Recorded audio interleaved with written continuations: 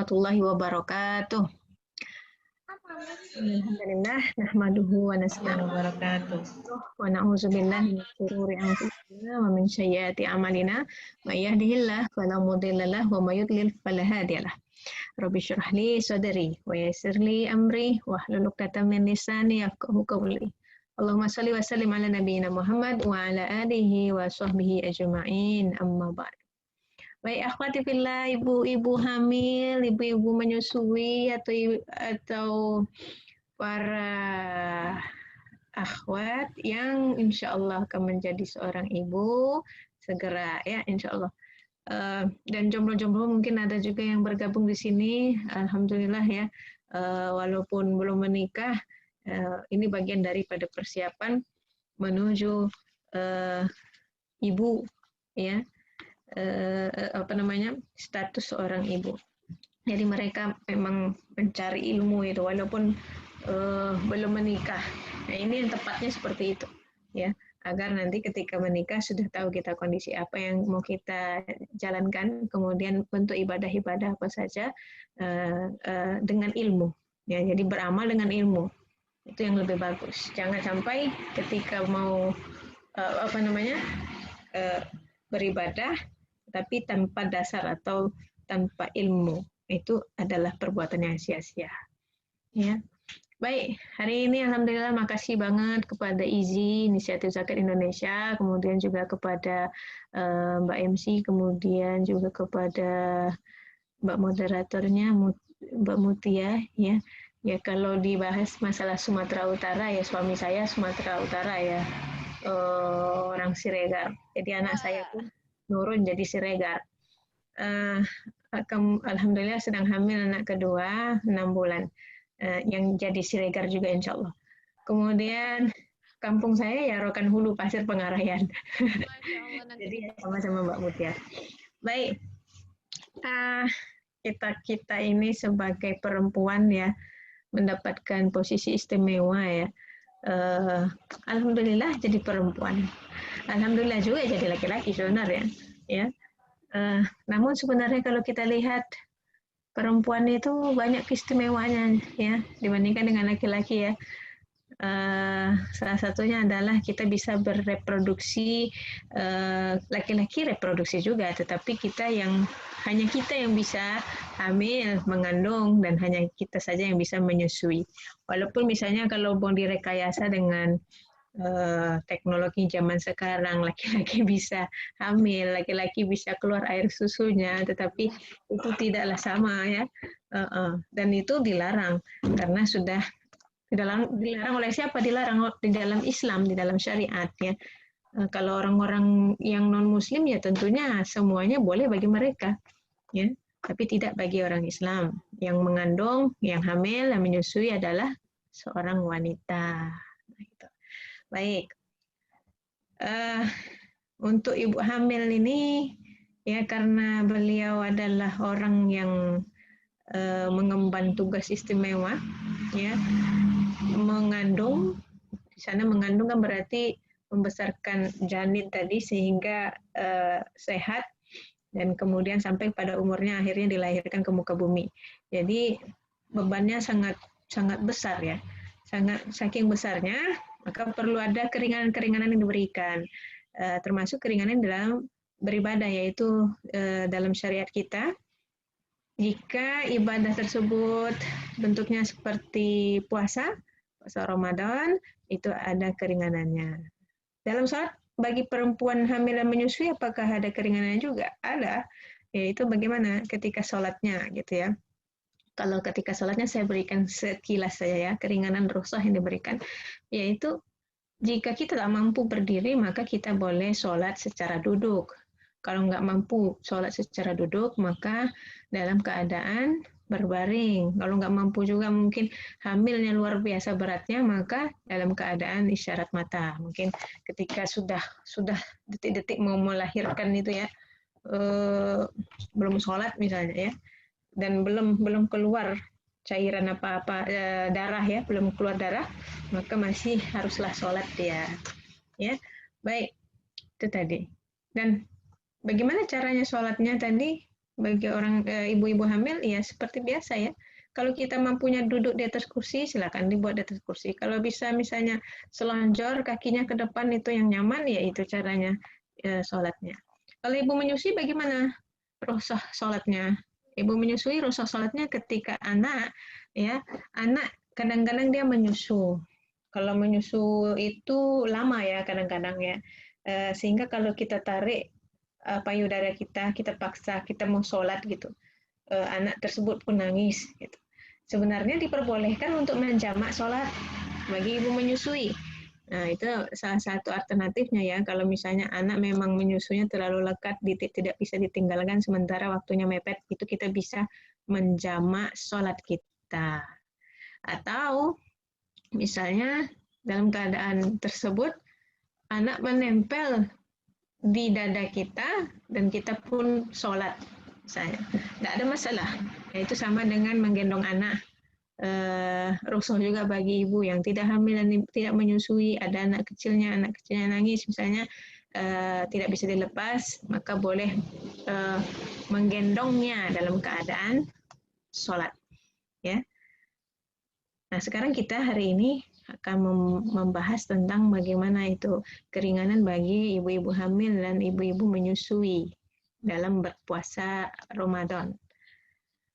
Ini sudah dibahas, jauh-jauh hari lagi sudah dibahas ya, bahwasanya di dalam hadisnya disebutkan di situ innallaha azza wa jalla, ya sesungguhnya Allah memberikan keringanan bagi orang musafir. Orang musafir ini orang yang safar melakukan perjalanan, dan orang bagi orang musafir berpuasa dan sholat, dan bagi wanita hamil dan menyusui berpuasa.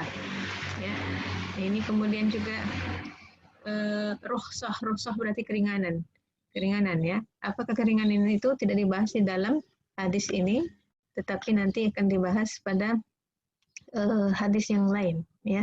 Di sini dikatakan bahwasanya ada rukhsah, ada keringanan bagi ibu-ibu hamil dan ibu yang menyusui dalam berpuasa ya. Kemudian berarti ini menjadi dasar atau dalil bahwasanya boleh kita tidak berpuasa. Bagi ibu-ibu hamil dan ibu menyusui boleh nggak puasa, tetapi apakah nanti gimana cara menggantinya, cara mengkodoknya, apakah harus bayar fidyah, itu akan ada pembahasannya nanti. Ya, yang jelas kalau kita tahu misalnya ya bahwasanya kita ketika berpuasa malah menyebabkan kematian diri kita atau kecederaan bagi anak kita tahu itu, tapi kita tetap mau puasa juga, maka hukumnya menjadi haram. Karena apa itu? Karena membunuh diri sendiri dan membunuh janin sendiri, gitu ya. Dan ini untuk siapa? Wanita hamil dan menyusui ini yang seperti apa yang boleh nggak puasa gitu? Apakah yang umur berapa bulan hamil, atau anaknya baru lahir berapa bulan, atau bagaimana?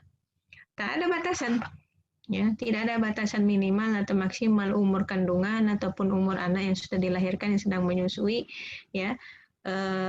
Tapi kalau untuk menyusui memang batasannya sekitar 2 tahun ya, 2 tahun menyusui. Setelah 2 tahun di sana anak harus sudah disapih ya. Jadi 2 tahun ke belakang itu masih bisa seorang ibu menyusui tadi untuk tidak berpuasa ya. Baik. Ibu hamil misalnya, dia yang mengetahui bagaimana kondisi janinnya, bagaimana kondisi dirinya, dia sanggup atau tidak. Bukan orang lain, ya, bukan orang lain. Dokter bisa memberitahu bahwasanya diri kita sanggup atau tidaknya, tetapi secara detail yang merasakan itu kita, ya, yang merasakan itu adalah ibu itu sendiri.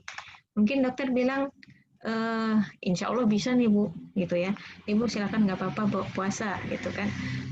Tapi yang merasakan mampu atau tidaknya itu kita, ya. Lemah mungkin, lemas badan gitu ya. Kemudian mungkin terlalu lapar, takutnya nanti dehidrasi, malah membahayakan diri kita atau malah membahayakan janin atau bahkan dua-duanya, ya. Jadi tak ada batasan, silakan takar sendiri. Kira-kira kapan kita memang tak sanggup untuk puasa tadi, atau kita merasakan ada indikasi kepada janin kita itu bermasalah ketika puasa, maka stop puasa, jangan dipaksakan. Karena ini adalah rukhsah, keringanan yang dihadiahkan oleh Allah. Ya, namakan hadiah. Kalau hadiah itu diambil lah, gitu ya. Diambil, gitu. Baik, itu tadi ya. Itu Mbak Mutia. Kita lanjut ya. Lanjut ya. Baik. Sekarang kalau seorang ibu hamil dan menyusui dia tidak berpuasa Ramadan, maka dia wajib menggantinya. Ya, wajib menggantinya. Cara menggantinya gimana? Apakah harus dikodo saja? Kodo saja ini apakah harus diganti dengan puasa juga? Atau puasa dengan fidyah? Atau fidyah saja? Nah, ini kalau kita dengar, pernah mungkin kita dengar pendapat ini seperti ini, pendapat ini seperti ini, pendapat itu seperti itu. Berarti memang ada kecenderungan, memang ada beberapa pendapat dalam masalah mengganti puasa bagi ibu hamil dan menyusui. Kalau saya kategorikan sekitar ada 4, ya, tapi sebenarnya ada 5 pendapat. Nanti yang kelima akan saya jelaskan juga. Yang pertama, kodok saja, tidak pakai fidyah. Ini pendapat Imam Abu Hanifah, Abu Ubaid, ya, dan juga Abu Thawr. Dalilnya Al-Baqarah ayat 184 ya. Dalam beberapa hari yang tertentu kita diminta untuk puasa, maka jika di antara kamu ada yang sakit atau dalam perjalanan, lalu ia berbuka, maka wajiblah baginya berpuasa sebanyak hari yang ditinggalkan itu pada hari-hari yang lain. Di luar hari-hari yang Ramadan yang ini, maka wajib menggantinya. Di sini nggak disebutkan ibu hamil dan menyusui. Tetapi di mana letaknya? Yang sakit tadi. Ada yang sakit. Jika di antara kamu ada yang sakit, berarti Imam Abu Hanifah, Abu Ubaid, Abu Thawr ini mengatakan yang ibu hamil menyusui itu adalah orang sakit. Ya, maka kalau dianggap dia sebagai orang yang sakit, maka dia boleh berbuka, tetapi harus diganti puasanya tadi. Jadi nggak perlu bayar fidyah, cuman kodok saja. Puasa diganti dengan puasa. Ya, itu pendapat pertama. Pendapat kedua, next slide. Ini pendapatnya Ibnu Umar. Ibnu Umar ini anaknya Umar bin Khattab. Ibnu Abbas anaknya Abbas. Ya, beliau ini adalah fuqaha ahli fikih dari kalangan sahabat ya. Lebih awal lagi daripada Imam Syafi'i dan 4 imam yang lainnya. Ya, jadi pendapat mereka bagaimana? Fidyah tanpa kodok. Jadi fidyah aja, nggak pakai kodok. Ya. Dalilnya mana? Dalilnya Al-Baqarah 184. Ya. Dan wajib bagi orang-orang yang berat menjalankannya jika mereka tidak berpuasa membayar fidyah, yaitu memberi makan seorang miskin. Jadi ini kan sambungan ayat yang tadi juga ya, yang dari pendapat pertama, Al-Baqarah 184 juga. Dianggap orang sakit, sekaligus orang yang tidak sanggup melaksanakan puasa, seperti orang yang udah tua, yang lanjut usia. Nah, itulah perumpamaan orang hamil dan menyusui menurut Ibnu Umar dengan Ibnu Abbas. Kalau orang yang lanjut usia, dia tidak diminta untuk mengganti puasanya dengan puasa karena dia memang sudah tidak mampu, tidak bisa dibebani lagi dengan puasa. Nah, maka orang hamil atau menyusui dianggap orang yang tidak mampu lagi untuk berpuasa, seperti orang lanjut usia atau orang sakit yang secara umum sakitnya tersebut tidak bisa sembuh. Nah, mereka tak bisa lagi dibebani puasa, ya, sehingga gantinya nggak bisa dengan puasa, gantinya dengan fidyah saja. Nah, ini pendapat kedua. Kalau tadi kodo aja, kalau kedua fidyah aja, nggak pakai kodo. Ini ya. seperti yang sakit menahun ya, Ustazah ya? Ya, seperti sakit yang menahun. Sakit menahun ini perlu diperhatikan dulu. Sakit menahun yang diperkirakan tidak akan sembuh ataupun susah sembuh. Misalnya stroke, ya, atau apa, cancer. Tapi kalau misalnya sakit menahun tapi bisa sembuh, misal contohnya apa? Apa ya? Batuk kronis, masih bisa sembuh dia. atau masih bisa diberikan penanganan, masih bisa berpuasa, maka dia tidak dikategorikan sebagai orang yang membayar fidyah. Dia masih bisa mengkodoknya dengan puasa, gitu. Ya, jadi orang sakit yang diperkirakan sakitnya itu tak akan sembuh-sembuh dan memang tidak sanggup berpuasa. Ya, nah itu baru bayar fidyah aja. Nah, kalau kita merujuk kepada ibu hamil menyusui yang jenisnya sering, buka pabrik terus nih, hamil, menyusui, hamil, bisa kelar-kelar. Nah, yang ini pendapat ini memang cocok. Pendapat kedua ini memang cocok. Fidyah, nggak pakai kodok. Kenapa? Ketika dia mau kodok puasa dengan puasa, dia nggak sanggup sebab tahun depannya ketika udah mau berpuasa, mengganti puasanya dia hamil. Tahun depannya lagi mau mengganti puasanya dia menyusui. Besoknya lagi hamil menyusui. Jadi seperti nggak sehat-sehat gitu. Seperti berkepanjangan, sakit yang berkepanjangan yang tak sehat-sehat, maka dia dihukumi sebagai orang yang seperti itu, dia bayar fidyah aja tanpa kodok, gitu. Ya, baik, pendapat ketiga. Pendapat ketiga, next slide. Mbak Oka, Mbak Oke. Oke, pendapat ketiga ini pendapat Imam Syafi'i. Imam Syafi'i, nanti ada juga Imam Ahmad Ibnu Hambal. Imam Syafi'i berarti mazhab Syafi'i, Imam Ahmad berarti mazhab Hambali. Ya, kalau Imam Syafi'i beliau berpendapat bahwasanya yang hamil dan menyusui itu seperti orang sakit dan orang yang terbebani dalam melakukan puasa sekaligus dua.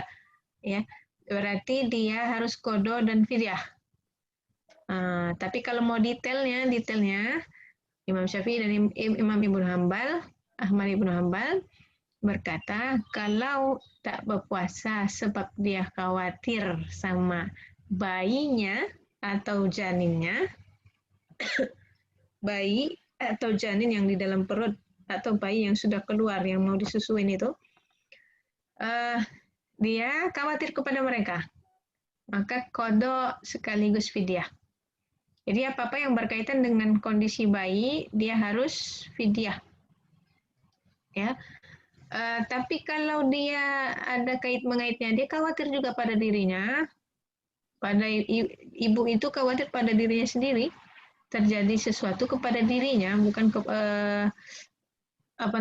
bukan dia khawatir kepada dirinya dan dia khawatir kepada bayinya, ya baik dia khawatir pada dirinya aja atau khawatir pada dirinya plus bayi dan janinnya, ini sama, dua kewajiban dia membayar kodok tanpa fidyah. Tapi kalau yang dikhawatirkan cuma bayinya, berarti kodok plus fidyah. Nah, jadi sini ada kombinasi-kombinasinya ya. Kalau khawatir sama kondisi bayi berarti dua yang dilakukan. Tapi kalau khawatir pada diri saja, satu aja dilakukan, yaitu kodok. Atau jika khawatir pada dirinya dan bayinya, maka kodok. Kodok tanpa fidyah. Berarti kalau ada variabel mengkhawatirkan diri, ya baik mengkhawatirkan diri saja atau mengkhawatirkan diri dengan bayi, harus bayar kodok, nggak pakai fidyah, gitu. Ya, nah sekarang kita khawatir kepada siapa? Kepada bayi kita atau kepada diri kita atau kedua-duanya kita khawatir. Jadi menurut pendapat ketiga ini qada dan fidyah atau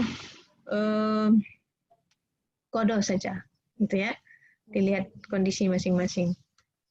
Khawatir-khawatirnya gimana? Khawatir ini jika terjadi sesuatu, ya membuat celaka diri atau bayi atau janin, ya dari segi kesehatan. Baik, yang keempat, ini kalau hamil qada aja, ya. Jadi dibagi-bagi. Kalau menyusui qada plus fidyah. Nah, itu dia. Kalau qada dan fidyah sebab fidyahnya tadi untuk si bayi tadi ya.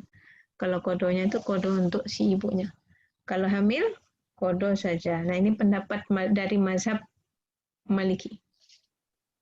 Karena apa? Karena ibu hamil diserupakan dengan orang sakit, sedangkan ibu menyusui diserupakan dengan orang sakit dan orang yang terbebani melakukan puasa.